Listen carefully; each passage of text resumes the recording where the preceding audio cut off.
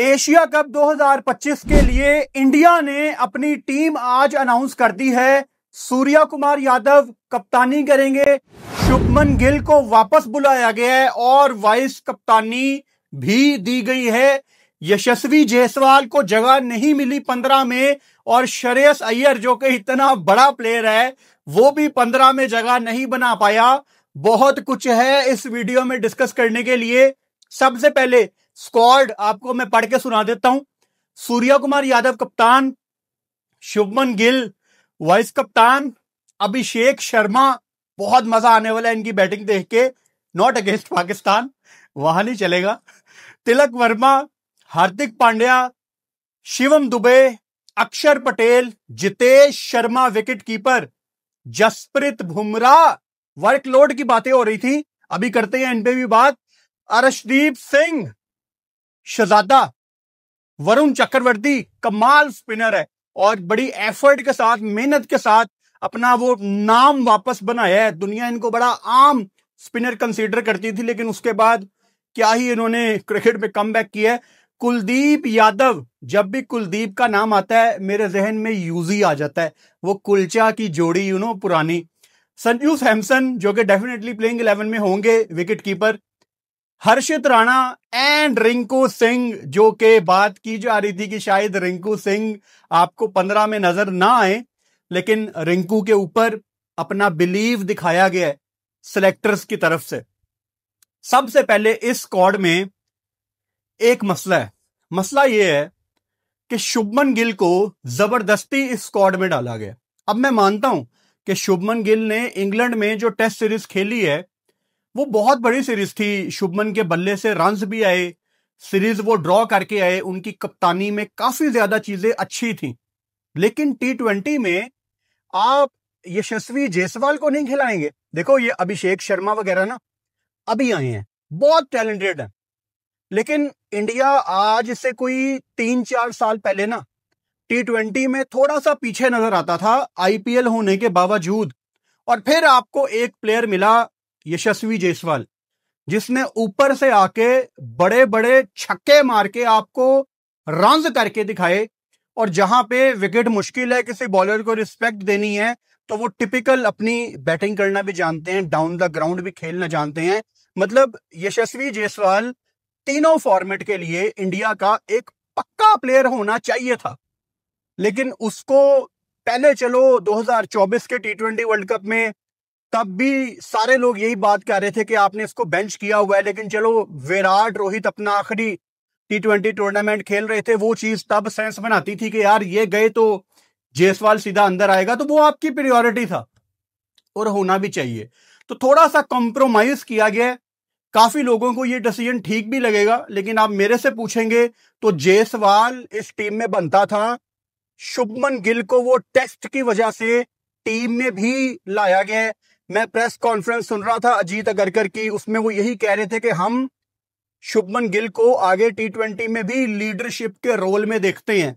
On the other side ये भी बात हो रही थी कि पता नहीं सूर्या कुमार यादव कंप्लीटली फिट हैं कि नहीं, उनको क्या कप्तानी दी जाएगी। इंडिया ने पिछले 1.5-2-2.5 साल में ना अपनी व्हाइट बॉल T20 की बात कर रहा हूं, कप्तानी में बड़े अजीब अजीब से चेंजेस किए हैं। मतलब एक वक्त था जब हमें ये बताया जाता था कि रोहित शर्मा के बाद हार्दिक पांड्या आपके अगले कप्तान है, फिर जीजी आते हैं आपके सर्कल में और एकदम सब कुछ ऐसे बदल जाता है। मतलब वो बंदा वाइस कप्तानी के भी काबिल नहीं रहता।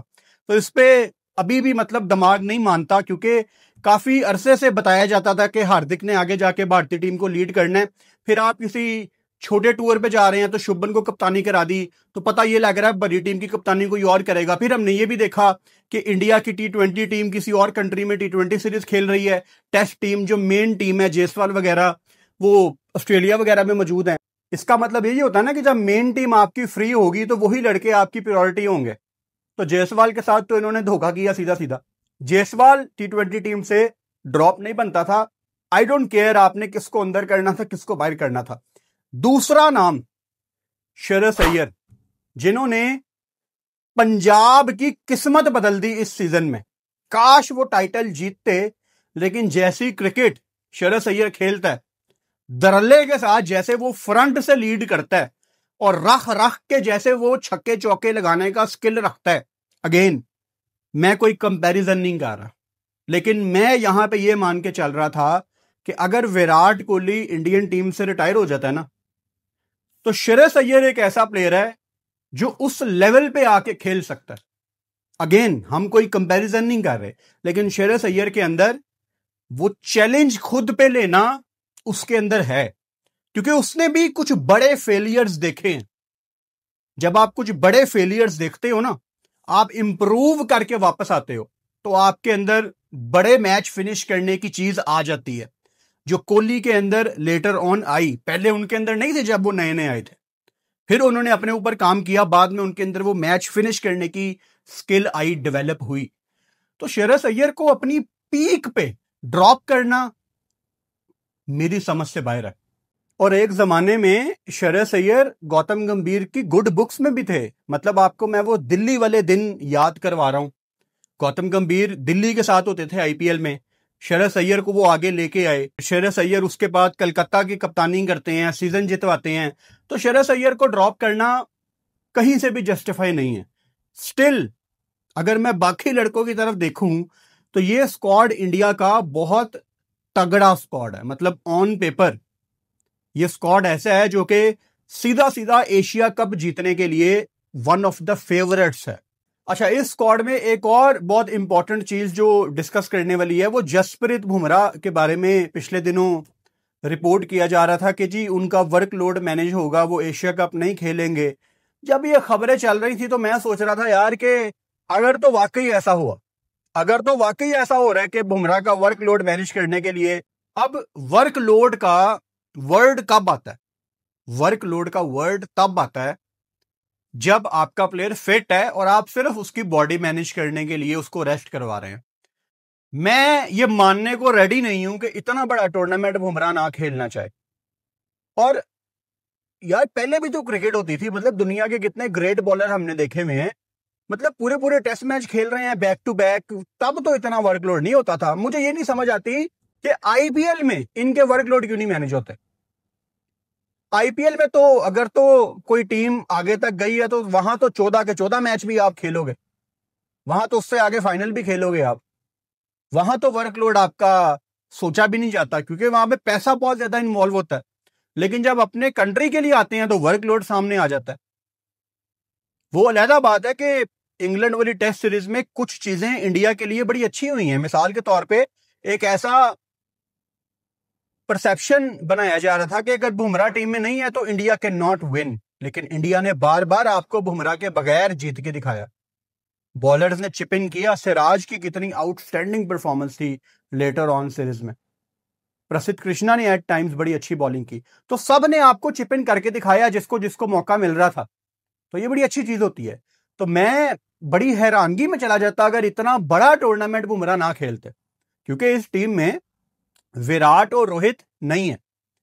उनकी बल्लेबाजी का ना होना एक नुकसान पहुंचाता है। एक वो एक्सपीरियंस आपकी टीम से कट जाता है, क्योंकि ये अगर एज ए बैटर अपनी वैल्यू ऐड कर रहे हैं ना, तो फील्ड में खड़े होके इनके कुछ डिसीजन भी ऐसे होते हैं जो पिछले कई सालों में इन्होंने सीखा होता है कि किस सिचुएशन में क्या करना है। और आपको पता है एशिया कप का सबसे बड़ा मैच इंडिया पाकिस्तान का मैच है। 2 तो इंशाल्लाह हमें कंफर्म मैच देखने को मिलने हैं, और हमारी दुआ है कि तीसरा मैच भी हमें फाइनल इंडिया पाकिस्तान का ही देखने को मिले सितंबर में। तो यहीं पे मैं आप सबको पाकिस्तान का स्क्वाड भी दिखा देता हूं, ताकि हम दोनों स्क्वाड्स का एक कंपैरिजन कर सकें और उस पर मैं आपको अपनी ओपिनियन दे सकूं। पाकिस्तान के कैप्टन है T20 के सलमान अली आगा, अबरार अहमद, फहीम अशरफ, फखर जमान, पता ही होगा आपको, हारिस राउफ, हसन अली, हसन नवाज को आप देखेंगे बहुत अच्छा लगेगा आपको। ये प्लेयर लंबे लंबे छक्के लगाता है। हुसैन तलत, खुशदिल शाह, मोहम्मद हारिस बहुत इंपॉर्टेंट मेंबर है और मजा आएगा इसकी बैटिंग देखने का एशिया कप के दौरान। Mohammad Nawaz, Wasim junior, reverse swing, पक्के यॉर्कर, अच्छा बॉलर है। Sahibzada Farhan red hot form में है, ओपनर है। साइम अयूब, सलमान मिर्जा नया एडिशन है बांग्लादेश के खिलाफ, जो मीरपुर में सीरीज हुई है वहां पे नजर आए थे। नए बॉल के साथ इनको हेल्प मिलती है, बॉल निकलता है इनका और बड़ा तेज एक्शन है इनका, बैटर को थोड़ी मुश्किल होती है पिक करने में। शहीन शाह अफरीदी एंड सुफियान मुकीम, ये पाकिस्तान का स्क्वाड है। अगर मैं पाकिस्तान और इंडिया दोनों का स्क्वाड देखूं ना, तो इन दोनों में जमीन आसमान का फर्क है। अब फर्क किस चीज का है? एक्सपीरियंस का। जो पाकिस्तान का टी20 का स्क्वाड है, ये कुछ करके दिखाना चाहते हैं, और जो इंडिया का स्क्वाड है, उन्होंने माजी में इतना तजर्बा लिया हुआ है, इंडियन टीम से खेलने का तजर्बा, MS धोनी के नीचे खेलने का तजर्बा, विराट कोहली के नीचे खेलने का तजर्बा, मतलब स्पेशली MS धोनी के नीचे इनमें से कितने प्लेयर खेले हुए हैं। कुलदीप यादव हो गया, बुमराह हो गया, आपका संजू सैमसन हो गया, स्पेशली इन सब लड़कों ने कितना MS के अंडर खेला हुआ है। मतलब धोनी के नीचे खेलने से ना आपको बहुत कुछ सीखने को मिलता है, तो वो सारी चीजें आप लेटर ऑन अपनी क्रिकेट में अप्लाई करते हो। तो फर्क बहुत ज्यादा है। Indian team on the paper बहुत तगड़ी है, बहुत स्ट्रांग है, लेकिन पाकिस्तान के पास इस टाइम एक जज्बा है। जज्बा किस चीज का? जो इंडिया पाकिस्तान के हालात इस टाइम चल रहे हैं, वो पहलगाम के बाद सबको पता है। फिर उसके बाद पाकिस्तान टीम का टी20 में और वनडे में, बल्कि लेट से वाइट बॉल में, एक वो ट्रांजिशन टाइम पीरियड चल रहा है। तो सारे लड़कों को ना खुद को प्रूव करना है। और MS धोनी की ही मुझे एक लाइन याद आती है कि कभी कभी मैं एक टैलेंटेड लड़के से ज्यादा एक हार्ड वर्किंग लड़के को प्रेफर करता हूं। कभी कभी आप टैलेंटेड होते हैं, ये इंडियन टीम बहुत टैलेंटेड है, लेकिन इस टाइम जो पाकिस्तानी लड़के हैं ये ऊपर आना चाह रहे हैं, ये चाहते हैं यार हमारा नाम बने, क्योंकि काइंड ऑफ एक नई सोच है, नई टीम है, इसमें बाबर रिजवान नहीं है। क्यों नहीं है वो मैं ऑलरेडी पिछली वीडियोस में बात कर चुका हूं। बिल्कुल अच्छी बात है, ये दोनों नहीं है पाकिस्तान टीम में, तो ये एक नई सोच है पाकिस्तान की टीम में कि हमने करके दिखाना है। आप मेरे से ईमानदारी से पूछें, मैं आपको दो बातें बताऊंगा पूरी ईमानदारी के साथ। नंबर 1, इंडियन टीम बहुत स्ट्रांग है। नंबर 2, पाकिस्तान मुझे लगता है इंडिया को हराएगा एशिया कप। अगर मुझे ऐसा लगता कि इंडियन टीम पाकिस्तान को हरा देगी तो मैं सीधा कह देता, लेकिन मेरा दिल कह रहा है और मेरा दिमाग भी कह रहा है कि पाकिस्तान की टीम इंडिया को हराएगी, क्योंकि इस टाइम पाकिस्तान में जो जज्बा है ना वो बहुत ज्यादा है। इस टाइम सिर्फ पाकिस्तानी प्लेयर्स इंतजार कर रहे हैं कि इंडिया पाकिस्तान का मैच शुरू हो और हम जरा इनको बताएं। तो वो जो मजा है ना वो हम दोनों ने लेना है। इंडियन फैंस भी बैठ के एंजॉय करेंगे, पाकिस्तान फैंस भी यहां बैठ के एंजॉय करेंगे। सो बड़ा मजा आने वाला है। और अच्छी बात है कि इतने टफ हालात के बाद पॉलिटिकल लेवल पे हमें 2 मैच देखने को मिलेंगे, कंफर्म 2 मैच है इंशाल्लाह। और तीसरा तो फाइनल पड़ जाए तो मैं कहता हूं सोने पे सुहागा, कितना मजा आएगा यार। 3 मैच मिल जाए बहुत मजा आएगा। मतलब it's kind of best of 3।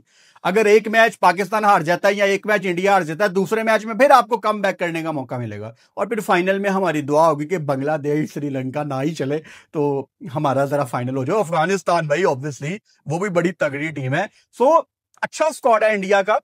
अगर इंडिया के स्क्वाड पे मैं वापस आऊं, इसमें एक बंदा ऐसा है जिसने ये अगले 3-4 महीने में ना, वैसे तो ये अपने आप को अनाउंस कर चुका है, अभिषेक शर्मा की बात कर रहा हूं, लेकिन अगले 3-4 महीनों में ये एक एस्टेब्लिश ओपनर बनेगा। अभिषेक शर्मा ने जिस तरह वो जोफ्रा आर्चर वगैरह को छिक्के छुक्के लगाए हैं, इससे पहले जो अफ्रीका में ये बैटिंग करके आया साउथ अफ्रीका में, मतलब कमाल का टैलेंट है, डरता नहीं है। और ये कोई नई बात नहीं है इंडियन टीम में कि आपको ऐसा ओपनर मिले जो आते साथ ही चार्ज करना चाहे। हम अगर माजी में चले जाए, पीछे चले जाएं, तो सहवाग से हम शुरू हो सकते हैं। उसके बाद इंडिया को कितने ओपनर मिले जो आते साथ ही अपना हाथ खोलते हैं जरा चौका छक्का लगा के, ये बड़ी अच्छी चीज है। और on the other side Pakistan की टीम में भी अब ऐसे लड़के आ चुके हैं जो आते साथ ही चार्ज करते हैं। वो रिजवान बाबर थे ना जो टाइम लेते थे, विकेट कैसा खेल रहा है, स्लो खेलते हैं, आखिर तक जाना है। अब पाकिस्तान की ये सोच नहीं है। तो इंडिया में जो लोग, वैसे तो हम इंडिया में बैन है, लेकिन आई एम श्योर कुछ लोग VPN लगा के देख रहे होंगे, तो उनको मेरा ये मैसेज है कि ये जो पाकिस्तान की टीम है ना, ये रुक के खेलने वाली नहीं है। इस दफा आपको इंडिया पाकिस्तान का मैच बहुत डिफरेंट लेवल का नजर आना है। ये लड़के डोमिनेट करना चाहते हैं, ये लड़के इंडिया के बड़े बॉलर्स को मारना चाहते हैं। मतलब अगर बुमराह बॉलिंग करने आया है तो इस पाकिस्तान की टीम में 2-3 लड़के ऐसे हैं जो इंतजार ही बुमराह का कर रहे हैं कि ये आए जरा। ये अच्छी बात होती है। कभी कभी आपको बॉलर को रिस्पेक्ट देनी पड़ती है, लेकिन नाम भी तो तभी बनता है जब बड़े बॉलर को मारोगे।